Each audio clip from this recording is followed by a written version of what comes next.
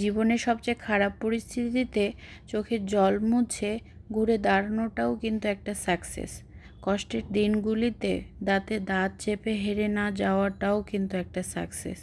খুব প্রিয় মানুষ হঠাৎ করে যদি খুব যত্ন করে আঘাত করে থাকে, ধীরে ধীরে সেই ক্ষতটাও সারিয়ে তোলাটাও কিন্তু একটা বড় সাকসেস।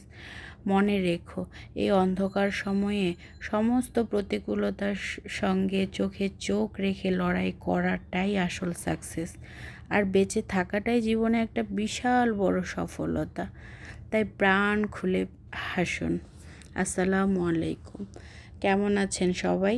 আশা করছি সবাই অনেক বেশি ভালো আছেন। তো কয়েকদিন থেকেই ফেসবুকে শুধু এই সেদ্ধ ডিমের ভাইরাল মেয়োনিজ ঘুরঘুর করছে। তো আমি ভাবলাম যে আমি আবার কেন বাদ যাব, তো আমিও ট্রাই করে ফেলি। তো এই তো যা ভাবনা তাই কাজ করে ফেললাম। তো এটা বানাতে খুব বেশি উপকরণের প্রয়োজন হয় না। অল্প একটু সেদ্ধ ডিম বা একটু হচ্ছে লেবুর রস, ভিনেগার, রসুন কোয়া, এগুলো দিয়েই হয়ে যায়। তো তাই তো করলাম, দেখলাম একটু চিনিও অবশ্য দিয়েছিলাম।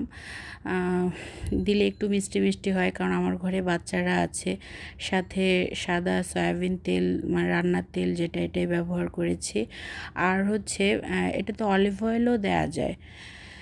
তো এই তো হয়ে গেল। মাঝপথে ব্লেন্ডারের ঢাকনা খুলে একটু মাঝপথে দেখলাম যে নাড়ো, তো এই তো শেষে আর কি দেখতে পাচ্ছেন হয়ে গেছে। তো এটা অবশ্য যারা কাঁচা ডিমের গন্ধটা সহ্য করতে পারেন না তাদের জন্য খুব ভালো হবে। ভালোই লেগেছে বানিয়ে দেখার পর। তো আমি একটু মানে মুখে চেখে দেখেছি যে না, খারাপ না। তো এই তো হয়ে গেল ভাইরাল সেই মেয়োনিজ সেদ্ধ ডিমের।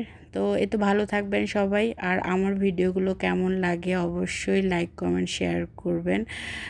সবাই সবার পরিবারকে সময় দিবেন। ভালো থাকবেন, সুস্থ থাকবেন। অবশ্যই আমার জন্য দোয়া রাখবেন।